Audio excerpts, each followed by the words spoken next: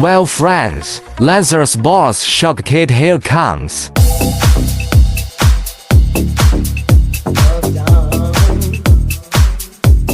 We see the boss suspension kit. It is also assembled from front to rear, including the top of the front tower and the top of the rear tower. Most of the models of Lancer on the market have been around for some years. That is, original shock absorber may have been aging, so now the whole set of suits can be a good solution to our shock absorber aging damage. These situations, that's a good replacement. And this set of shock absorbers will be more comfortable and stable than the original shock absorbers. It also handles better.